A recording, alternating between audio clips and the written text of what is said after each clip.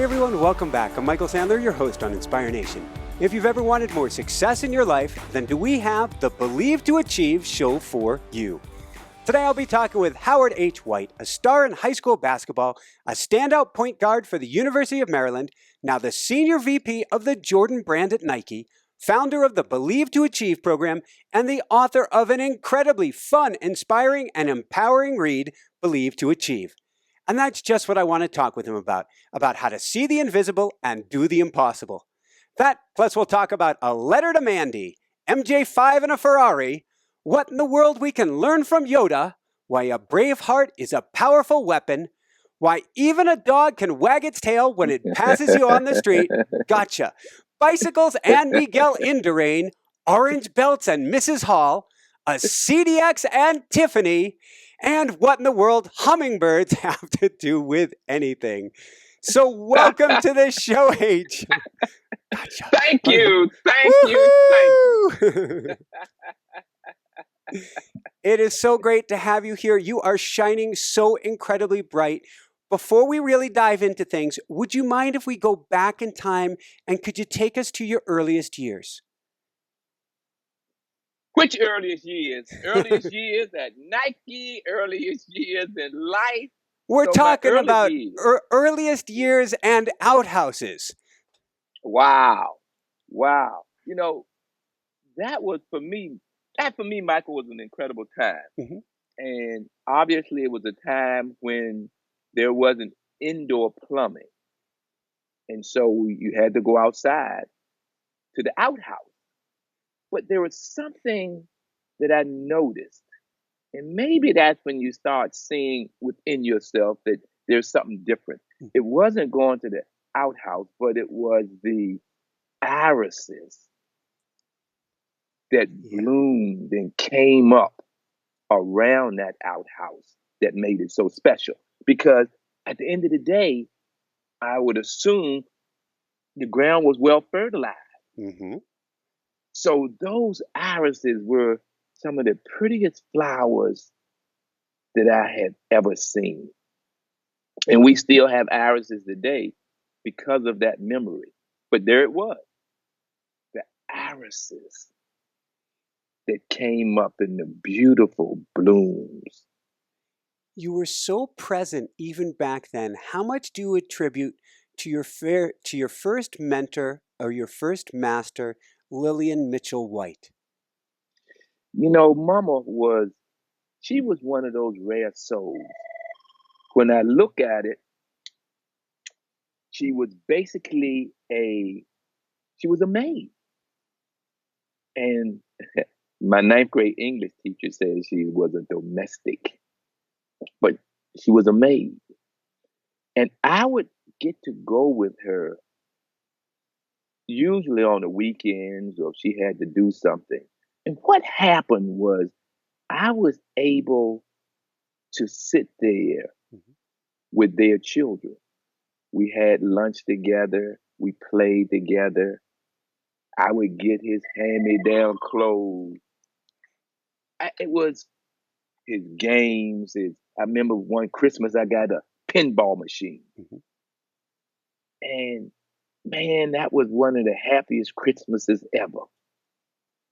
But really what it taught me was that people are people. And when I got into a bigger world, it was the way she acted and the way she was around people that actually, I believe, what gave me wings. There was one time we set out, I was with my girlfriends, and we were playing a game, high water, low water. And what happened from that was we were using the derogatory word, eeny, meeny, miny, mo, catch you in by the toe. If he hollers, let him go, eeny, meeny, miny, mo. And she called me up on the porch and she set me there and said, "What did you say?" I said, "I didn't say anything." And she kept asking me what I said. And I kept saying I didn't say anything. And she said, "Well, sit here and think about it and I'll be back." And she went in the house and stayed for about 15 to 20 minutes. By that time, my friends had left. And I'm mad now And then she came back and she said, well, did you think about what you said? And that I'm trying to think, did I say a curse word? And she just kept asking me. I said, Mama, I didn't say anything. She said, what was the rhyme? And I repeated the rhyme. And she said, what does that word mean? I said, Mama, it's a rhyme. It doesn't mean anything. She said, no, it's a word that people use to make you think that you aren't as good or you can't do anything in this world. You as good as anybody and you can do anything in the world. So I don't want to ever hear you use that again. And so here this woman, this maid, gave me this. It was a standard. And when I went to that junior high and was the only person of color in that ninth grade, that standard still existed. And when I walked away as being voted the most popular boy in school, it was because of her. And one thing that she told me that I can never forget, and that was walking down the street at probably about 10 years old, and we walked by Mr. Lee. And as we walked by Mr. Lee, she said something because she and Mr. Lee spoke. This was down south. Hi, Lee. How you today? Hi, Miss Leo. How you today? I'm doing great. You have a wonderful day. You have a great day too. And Howard was trying to hit the zero and the stop sign with a rock because someplace in my mind, if you can hit the zero dead in the middle, the cow jumps over the moon and the stars run around the sky. When we got by Mr. Lee, she stopped me. She said, you let that be the last time in your life you ever walk by someone and not open your mouth to speak. Because even a dog can wag its tail when it passes you on the street. And Michael is stuck. For some unknown reason, it stuck. So that almost became my reality. It stuck.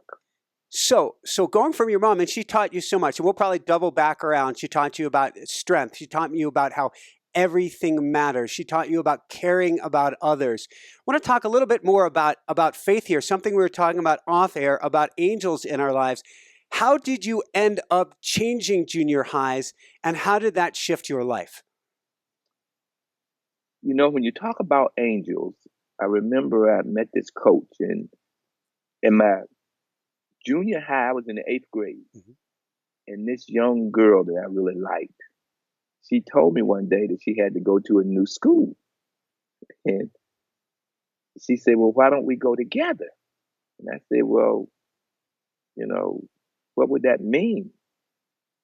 She said, well, you know, we'd be like going together. I was like, oh my goodness. I ran home and said, Mama, I have to go to this new school. And Mama said, you're going to go right back to the same school that your brothers and sisters went to. Mm-hmm. Be the same school you're going to go to. And now, mind you, that school was all the way across town. And my sister must have overheard me. And my sister came in and she said, Mama, a school is about an education. If he wants to go there, you should let him go. And she said, you children going to be the death of me yet. All right, boy, you can go. And here I am going to this new school to be with the love of my life. I mean, automatically that had to be, we're going to have the house with the white picket fence, the 2+3 kids and the dog, and oh, it was great. First day, this girl was not at school, which anything can happen. And I remember because in those days, there was no like, let me text her, let me call her at lunch. You had to wait till you got home. And I called her and I said, I got her. I said, hey, are you sick? She said, no. I said, you sure? I didn't see you at school. She said, I was at school. I said, no, you were not at school. Like you could miss her. And she said, I was at school, Howard. I said, no, I didn't see you. She said, I told you I was at Eton. I said, what did you say? She said, I told you we were going to Thomas Eaton. I said, I'm at Benjamin Sims, the school you told me about. And then I know I could not go home and say, Mama, there's been a grave mistake made here. The education is not at that school. I can't get an education at that school. I have to go to this other school. So I was stuck at a school that I did not know one soul. I did not know a student, a teacher, a custodian, a cap. I knew nobody. And all of a sudden, here I was. But there's a few miracles that happened. I got to play basketball because I wasn't any good, so I couldn't play at the school I was at. Yeah. I would have never played. I got to play basketball for the first time in my life. I also met a teacher, Nancy Newstep. And Nancy told me I was a great writer. She said, I'd take your papers home and read them to my mother every night. I wrote this book because Nancy told me I was a great writer. Nancy and I, to this day, and she only taught me that 1 year, we have a book club.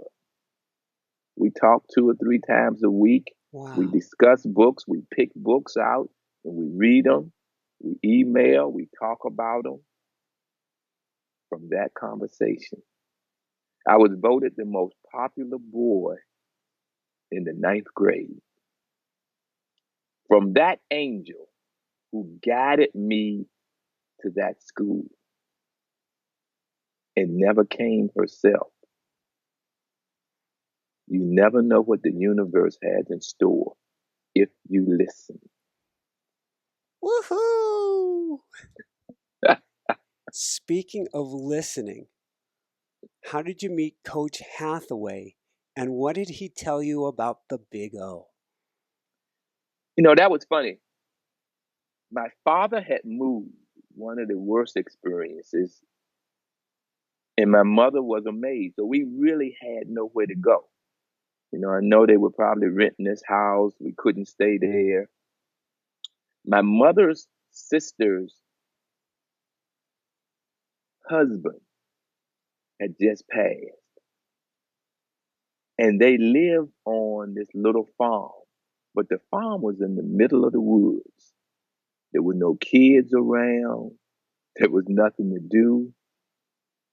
And on one side of the woods, they said there was a sign down there that said, if you're here when the sun go down, you won't see it come up. And on the other side, that's where you went out to catch the bus. You could walk out, you could get out.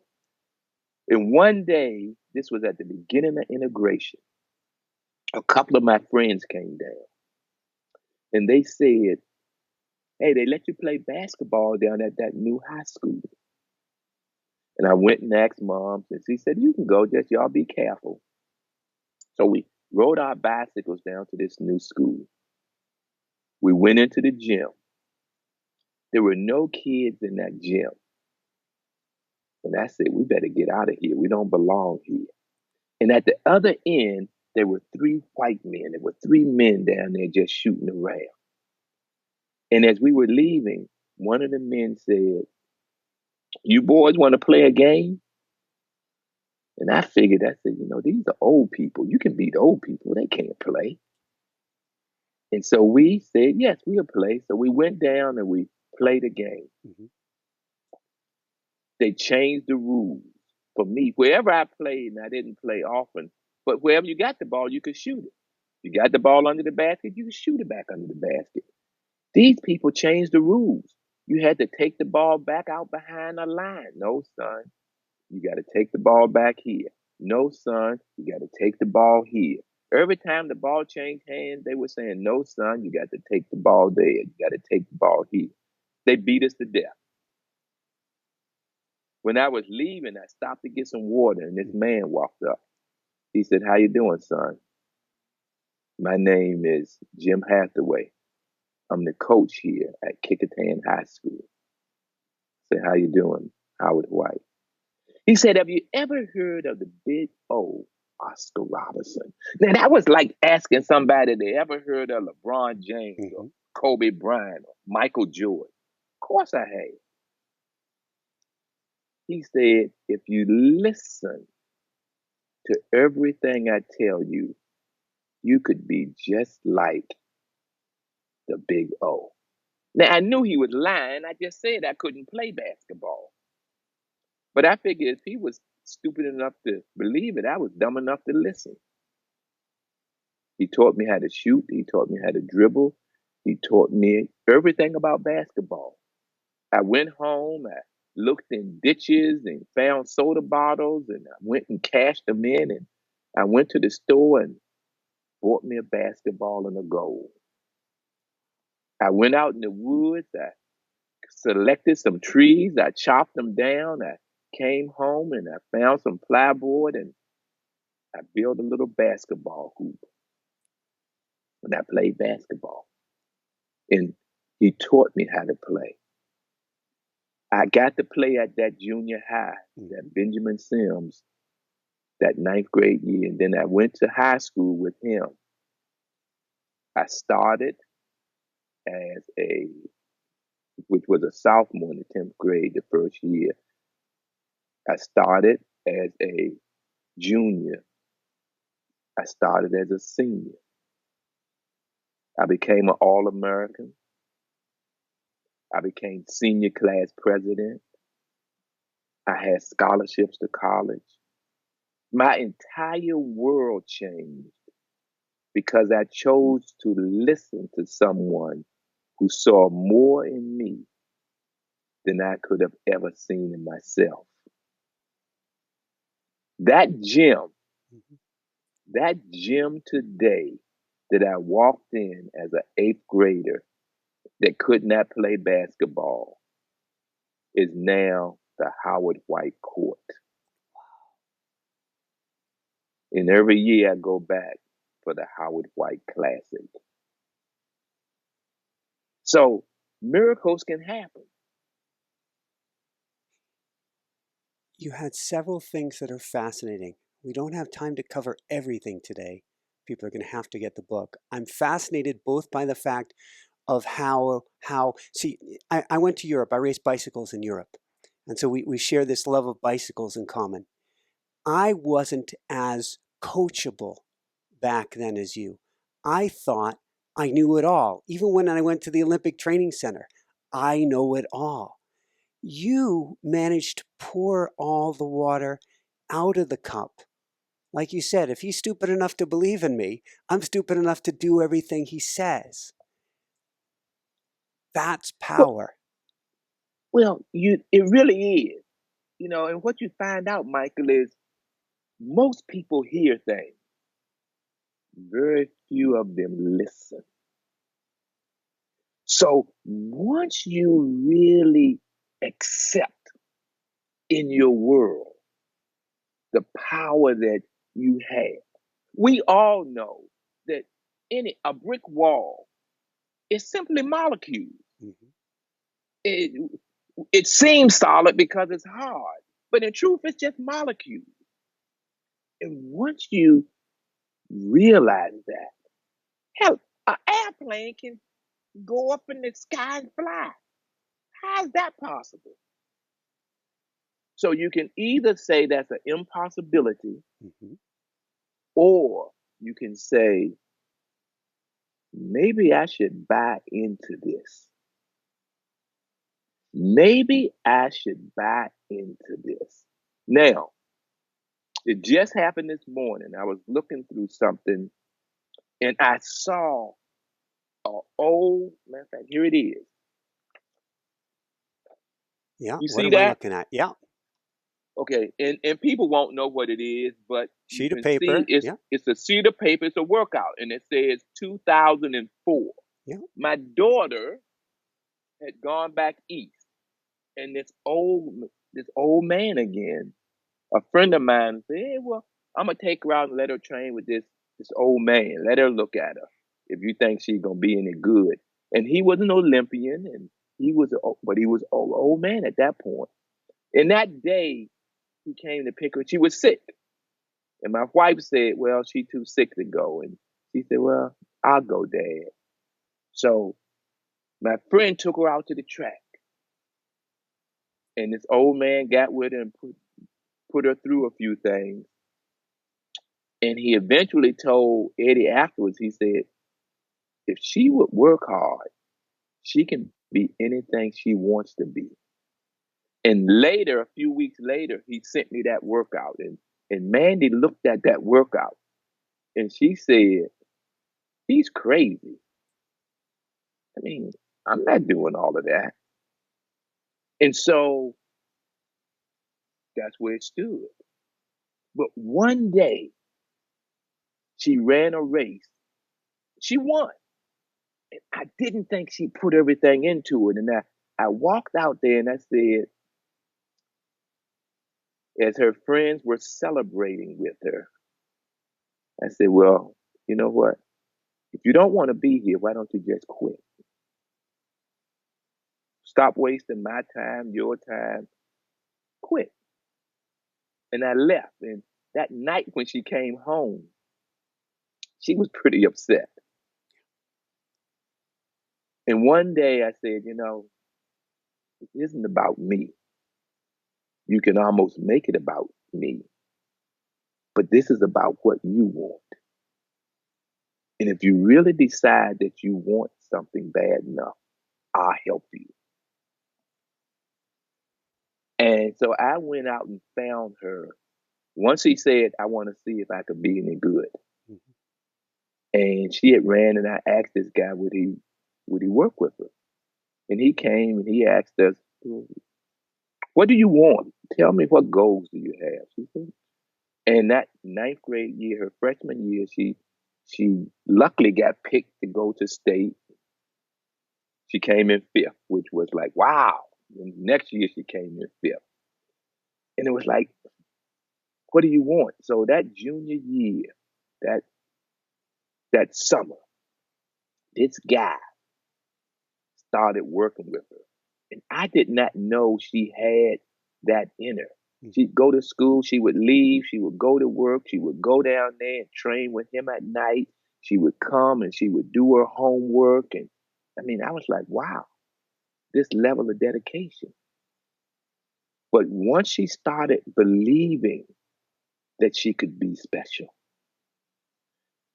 and after a while, that workout became quite easy to her. This was her admissions paper for college. We were sitting in the counselor's office, and she said, Dad, what should I write for this essay? I said, I can't tell you. I already went to school. You have to figure that out. And what she write, I still remember it to this day. She said, bang, the gun goes off. I run the 100-meter straightaway of the track. I always win in my district. But when I've gone to state the last few years, I've come in fifth. Now I have a trainer. I'm lifting weights. I'm working on my form and technique. I will do everything in my power to be number one. We were out in the driving rain one day and she was working out. Of course, I had my umbrella. And her and her trainer were working out. And I said, Mandy, look around and tell me what you see. She said, Dad, it is pouring down raining out here. We are the only fools out here. I said, but look around and tell me what you see. And she looked around and she saw a field full of seagulls. And she said, the only thing I see is that field full of seagulls. I said, you're absolutely right. And remember, when it's a nice day, look for a seagull. And remember that it was only you and those seagulls out in this pouring rain. and let that guide you to victory. That year, she broke the state record in the 100. She broke the state record in the 200. She was the MVP of the state track meet. And it was all when she decided that she could be something. Woohoo! So let's forward from there. We may double back around to her. You had a phenomenal career in college. You chose a school based on getting an education, from what I understand. What fascinates me most is what happened after you hurt your knee. Can you share your mindset and how you did that? You know, it's an interesting thing. I hurt my knee once in high school. And then the second time was my senior year in college. Basketball wasn't a whole lot of fun after that. And I remember we had just won the NIT championship my junior year. My senior year, we were supposed to have a phenomenal team, possibly going to the Final Four. And interestingly enough, what happened, Michael, was I went to the doctor and he said, "Oh, it's fine. Just take the summer off, and when you come back during basketball season, you'll be ready to go." And I took the summer off, and I came back right at basketball season was starting, and I practiced on it. And I couldn't even walk to class the next couple of days. I was dying. So I said, I have to get an operation. My coach said, no, you'll be fine. You don't need an operation. I said, no, I have to get an operation. He said, no, you're going to be fine. I said, no, you might be fine, but I can't walk. So he said, well, you're going to red shirt? I said, no. And I went and got an operation. And that year, Mike, freshmen could play on the varsity team. And there was a young man that came in by the name of John Lucas from North Carolina. And John actually turned out great. John got the starting position. He was a starter. I didn't play. And when I came back, all the guys would say, "This is your team. It's time to go." The enthusiasm of it had gone. John Lucas, who when he graduated was the number one pick in the NBA draft.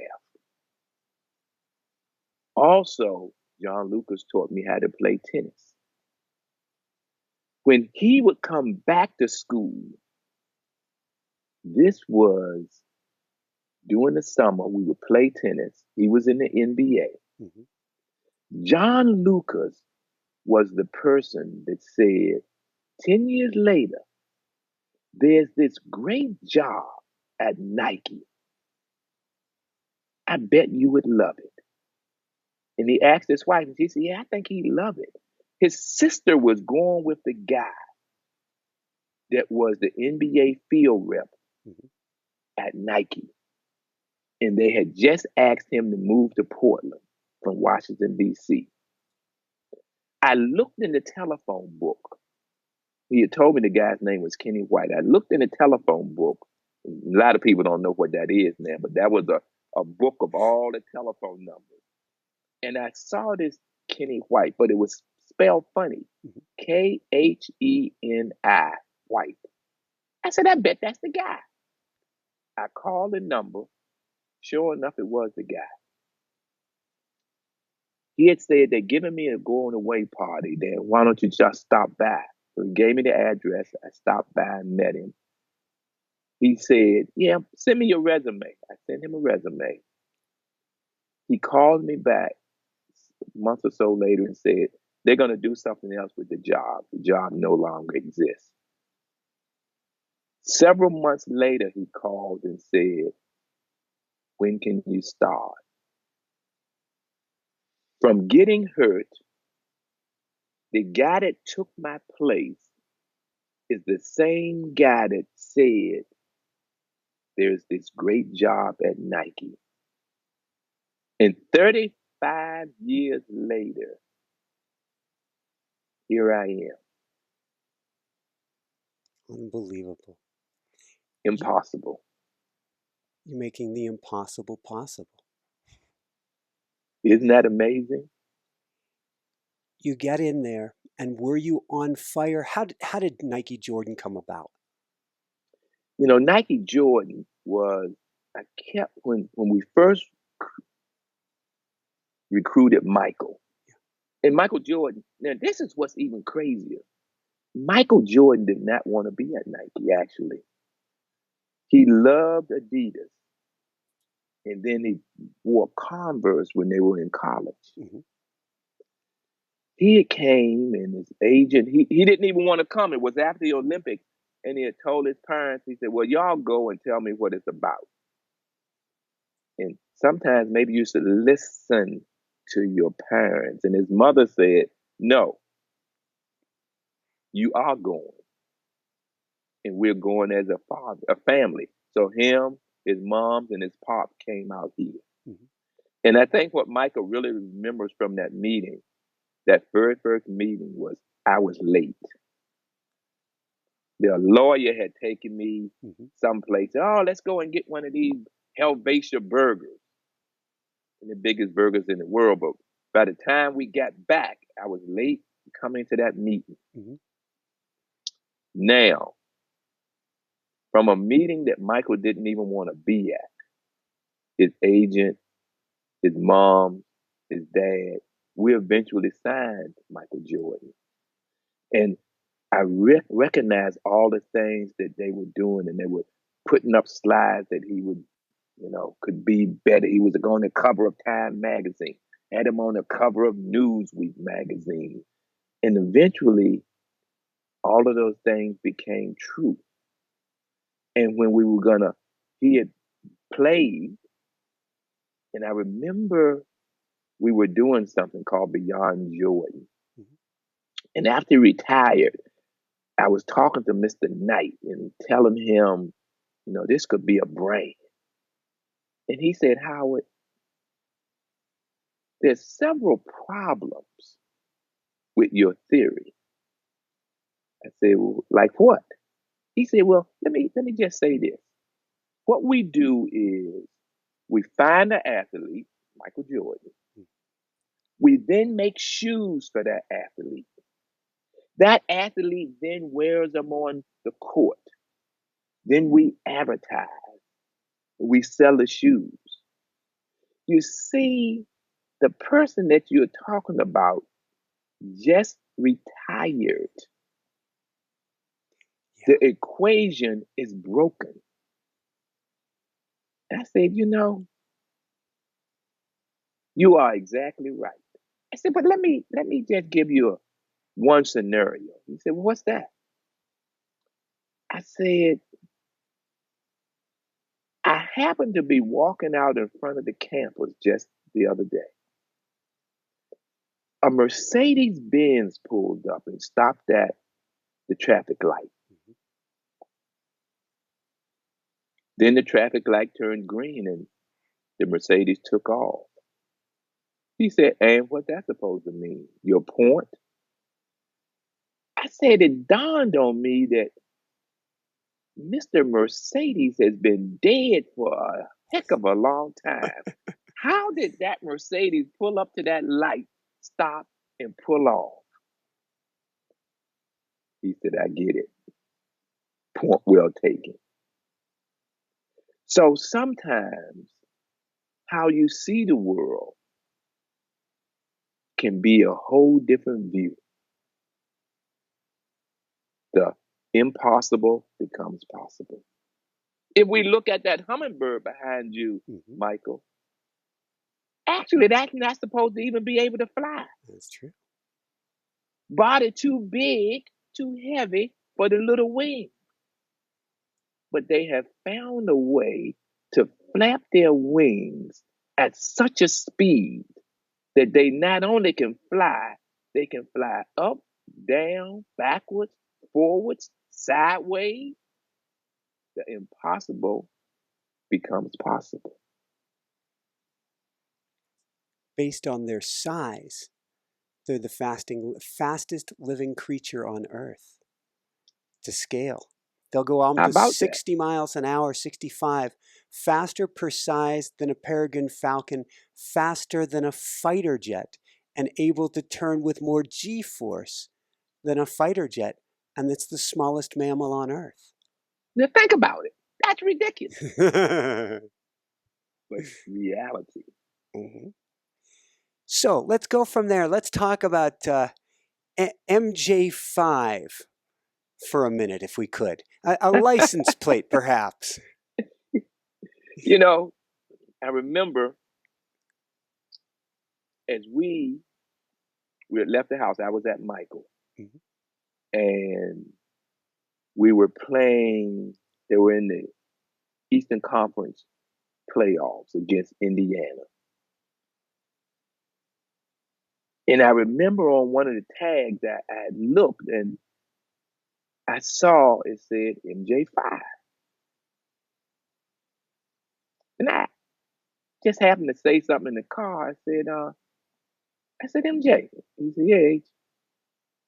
I said, MJ5, MJ5, MJ5. What is it? He didn't say anything. And we were almost to the stadium. And he said, MJ5 championships. And I already have 6 on order. I said, man, okay, I don't know how I missed that. And I already have 6 on order. He'd already ordered the license plate for number 6. Yep. Now, some people can say it's cocky, or some people can say, how much do you believe? Because belief is the strongest substance on the planet. Moses Malone, true story. Big Mo, and that was my guy. I recruited him when he was in college. We became extremely close. And after he had been recruited, we had signed him at Maryland. He was there for the summer. Then he got drafted. And we went down. And then he decided he was going to go to the league. It was the Utah Stars. Mm-hmm. And what he told me was, he said, Howard, every time I would play, I would go out on that basketball court and under that street light, and I would shoot and I would play. I wrote down and put in my Bible, I wanted to be the first player to ever go from high school to the pros. And he said, I put that in my Bible. And every day and night I would play, I thought about that. And now that I have this chance, I think that if I don't take it, because that was like a promise I made to God, I think if I don't take it, something bad would happen. And he became the first player to go from high school to the pros. Now, what's crazy about that story, that 10 years later, Mm-hmm. when John told me about the Nike job, and when I got the Nike job, who was that player that had just came to Nike? Moses Malone. Moses Malone was the very first one to do a Nike commercial, a Nike basketball commercial. We reunited, and we stayed reunited until his passing. Do you see the power of belief is clearly so strong in you? Do you see you're sharing all these stories which are illustrating it? Do you know in the moment, do you have here's the word for it, the faith on top of the belief that one thing is going to lead to the next, is going to lead to the next, that there is always, always, always a door opening when one closes. Oh man, okay. What you just said, and most people when they deem faith, Mhm. faith isn't wanting or wishing or believing. And then when something doesn't happen, a lot of people, most say, why has my God forsaken me now? Faith is seeing what's not seen. See, people think they have to see it. That's Yeah. why they say the invisible. See the invisible, do the impossible. It is a belief in something far greater than what the naked eye can see. It's the belief, even when your presumed plan may not go the way you think it should go. Huge. Do you then open up and say, but it will happen? When people call me, a lot of people call me, Michael, and they give me the news and say, this didn't happen, that didn't happen. And they said, how do you handle it? I said, maybe it wasn't supposed to happen. Really, what you have to be able to say is, I'm okay with that. Because maybe your plan Mhm. is not the plan. Maybe there's a far bigger plan waiting for you that you aren't supposed to see. Are you open enough to allow that force to come into your life and guide you? The junior high, Yeah. the girl wasn't there. Maybe I should have tried to go find her, but maybe that was the angel that was supposed to lead me there. My dad leaving, one of the worst times ever. Moving into the woods where I knew nobody, had no friend, that turned out to be the most powerful thing in my life. Getting hurt, the devastation. I'm going to be Oscar Robertson. I'm going to be this pro player. Getting hurt and that dream dying. But maybe that wasn't the dream at all. Maybe the dream was something so far greater than that.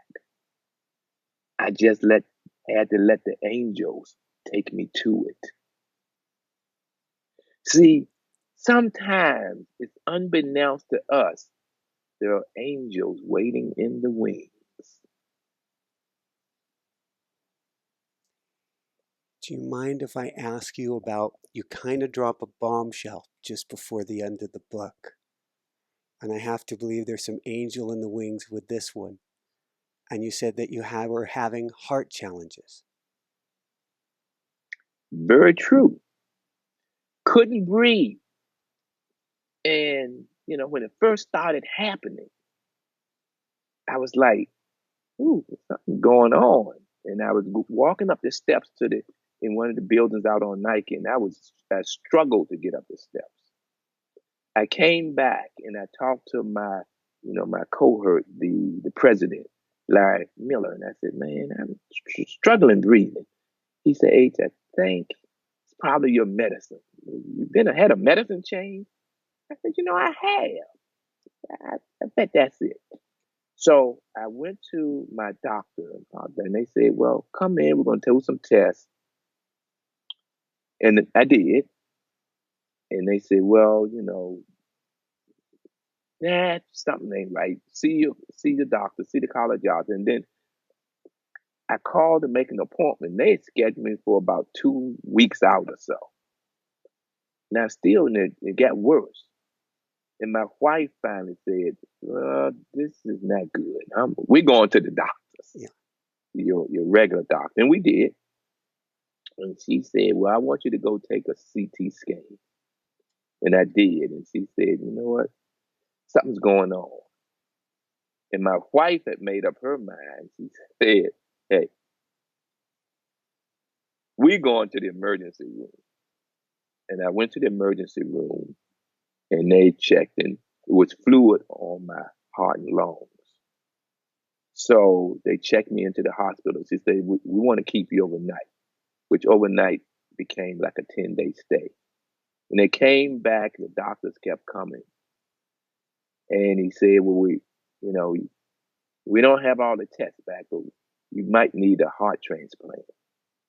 And I said, all right, doc, so when can we get going on this? He said, Love your attitude. well, I said, like, okay, when do we get going?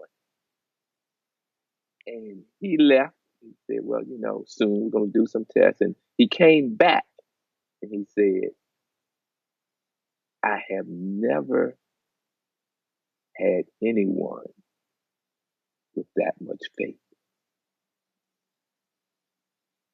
And I said, doc, life has been extraordinarily good for me. Most people simply take the good part of life and they throw the bad out. I say, so it's okay when it happens to someone else. Mm-hmm. And isn't that funny how we see the world? It's okay if it happens to someone else. I say, but me, I want to be the first to say, why not me? And what can we do to move forward? Just so happened when the head of the heart clinic, he finally got there and he had been on vacation. He said, well, we're sending this culture off to the Mayo Clinic and let's see what it says. And I think it's going to be this, but we don't know. And it took several months for it to come back. But in the meantime, he had sent me to get all of these diagnoses and these tests and these breathing tests and this. And knock on wood, they came back and said, well, you're breathing good, the heart's working, and things are moving forward. And so let's just keep moving with it. And if I didn't know that something was wrong, I wouldn't know. But that's life. We're usually okay if it happens to the next guy. But that really isn't life. Life is accepting, doing all you can with it, and moving forward. Woohoo! Are you riding your bicycle again? Yes. You know what? I don't go outside. Mm-hmm. I got my spin bike. So I usually get up every morning and put in, 40, 50 minutes, 60 minutes on that. I stopped going outside, Michael, when I got my first 2 knee replacements. I said, you know what? Usually the wheels don't always stay on the flat part. Sometimes they go the other way. So I might as well just get the benefit of it. And so usually I don't go out. I just stay in. I still got all the bikes there. Yeah. That first time going over to see Mikhail in the rain. Oh, man, yes. That was special. Oh, yes. I just, so I have twin titanium femurs. I have titanium hips, but I got to keep the balls from 2 near-death accidents. And this week, 2 days ago, was my first bike race. It was just a calling. A synchronicity, a set of synchronicities took place where I had to go do this 2 days ago. And I just rode without expectation, without anything. It was a mountain bike race, and I'm riding. I ran into Lance lives the next town over. Ran into him a few weeks ago, and he called the bike vintage that I'm on. It's over 20 years old. And I went out and did this race on my vintage bike. and I got in my category fifth, the beginner category, which was also third to last in the whole race. And I had a ball. I Good don't for think I've you. ever had more fun than Good for saying, there's you. only one or two behind me. This is phenomenal. I'm just out having fun. Man, see, that really is, and I was with Lance. I was with him all through the cancer, and I was with, at the house. And that was a tremendous experience. I went all to all the tours and followed them. So we had a great time. So you have, before we're going to wrap things up in the next 5 or so minutes here, there's so much. Everybody, you're going to want to go out and get Believe to Achieve. We'll give you the link in a minute. You have a formula for success in here. Can you share that with us? Yeah, I mean, amazingly, for me, and I feel and I share this so much with so many young people, what success can be. First, have a vision and see it crystal clear. Number two, write it down somewhere. And that came from Moses. When Moses said he wrote down and put in his Bible, he wanted to be the first player to go from the high school to the pros. And what you realize when you write something down, that actually has the power to move it from the conscious mind to the subconscious mind. And to go back to with my daughter, when she wrote down that, the gun goes off, I run the 100 meter of the straight, it was able to push it from the conscious to the subconscious. Number three, decide what you're willing to give up or sacrifice. Because I figured out in life, everybody wants something. There are very few people willing to give up anything to get it. And number four, every morning you wake up and every night before you go to bed, be about the business of making your dreams come true. Just do Woohoo! it. On that note, H, this has been phenomenal. If I took off my coaching hat, I want to put it back on you, coaching hat where it belongs. What one homework assignment do you want to give people today so that they take action? You know what? For me, and this is something very, very, very, very simple. For the younger listeners, and I hope the older ones are doing it, I think make your bed up every day. Making your bed up, as simple as it seems, creates discipline, habit, and structure. And in your life, if you can create discipline, habit, and structure, you can do anything. And the second one is pick 3 people in your life, just 3 out of all the people you know that have helped you get to where you are today. Write them. And if they're very old, don't text them. Call them and just say, this old guy that I listened to on Inspire Nation with Michael said I needed to contact you and just say thank you. Thank you for believing in me. Thank you for giving me the strength to go forward. Thank you for saying I could go to school. Whether it's a mother, father, sister, brother, aunt, uncle, grandmother, grandfather, neighbor, cousin, coach, mentor, teacher, just say thank you.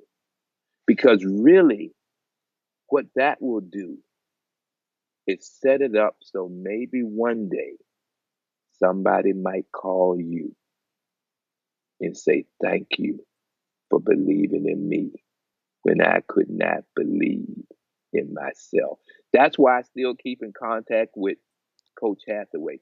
That's why I still keep in contact with Nancy. That's why I still think of my moms, and even a dog can wag its tail and pass that on.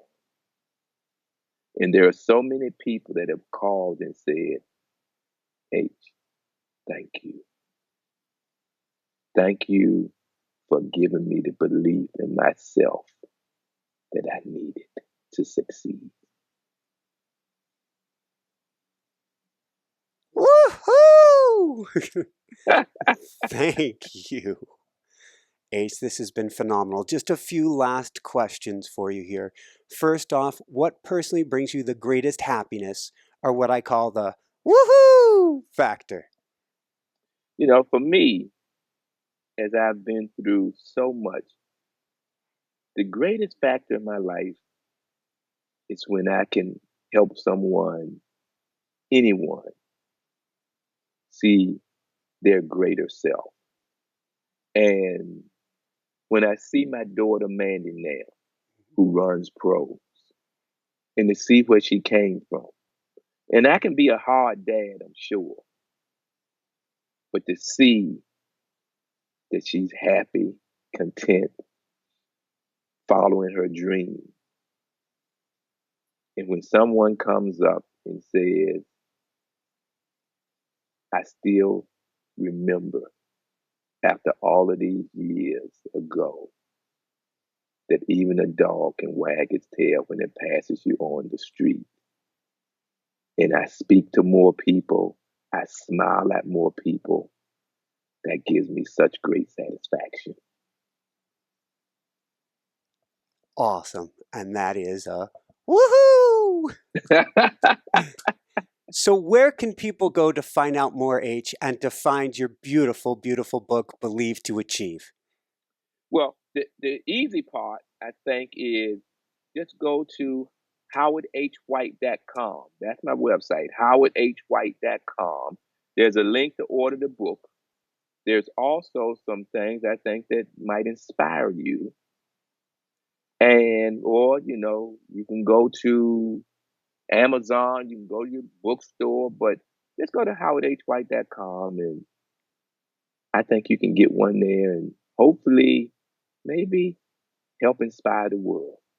Because it's not about me, but really, once you get it and pass it on, because that's the greatest part of life, being able to pass knowledge on to the next generation. Which is why you need to get more than one copy of this book and gift it to everyone you know, particularly the younger generation, because this is a rewirer. This book rewires minds. This is very interesting, and it blew me away when it happened. There was a young lady that I met out here years and years ago, and she was struggling. She was a brilliant young lady. I think uh, she was an engineer. She was an electronical engineer. I mean, brilliant. And she came to me and she started saying the things that her boss wasn't doing. And I said, well, here's something. And I don't know if you've thought of it. Maybe you're very smart. Maybe you're a lot smarter than your boss. I said, but let me ask you something. Are you a part of the solution or are you a part of the problem? Because right now you seem to be a part of the problem. That young lady went out and joined the group to help, show people around Nike, learn more about Nike. She did phenomenal, started climbing the ladder, became a director. I mean, she did great things. She eventually left and she went to Whole Foods, but she had read the books, all the books that I had done, and she'd asked her mother to read them. Mm-hmm. Her mother would not. She said, I'm not interested. Her mother came here and the girl invited me to a birthday party for her twins. Her mother met me and she called me the next day and she said, my mom said, where are those books? I have to have the books. I want to read them. And so she gave the mom her books. The first one was the And I Handbook. Mm-hmm. You and I together can change the world. And then that turned into Believe to Achieve. And I got the most beautiful note from her mother. And her mother told me how phenomenal she thought the books was. Then she said, when I was a student at Dickerson College, Catholic school, she said in one class, I would sit there and overtop the door. She said that there was an engraving and it said something to the tune, our forefathers taught the words of wisdom that one by one the touch of time had turned to truth. And she said, you have the rare ability to turn words of wisdom into truth for others. That is a rare gift. And she said she would often try and fathom what that meant. And finally, when she read my book and met me, she understood. She just read this book and she wrote me and said, where can I find? Because I want to get all 8 of my grandchildren this book because it means that much. And I asked her daughter, I said, well, was your mother a teacher? It was so well constructed. She said, no, my mother was a doctor. Before being a doctor was popular by women, they thought she was crazy and should be a nurse. She became a doctor. My dad died when we were 4, and she raised us on her own. So Miss Barbara Lundy was an amazement to me. And so there you have it. Woohoo! Any last words of wisdom, since we're speaking of wisdom, you want to leave people with today? Michael, thank you. Thank you for first allowing a little boy like myself to come on to your show. And what I can tell the audience is that oftentimes there are storms in life, just as there are storms in the real world. Sometimes it's a small storm, and sometimes you have to rebuild after the storm. The storm may destroy a town, but it cannot destroy your will. Use that same will to build your life up, to reconstruct the life that you want, because it is possible. It might be raining. It might be a stormy, cloudy day, but the sun is still shining above the clouds. Take that, run with it. And if you don't have a cheerleader, you beat the band and cheer for yourself.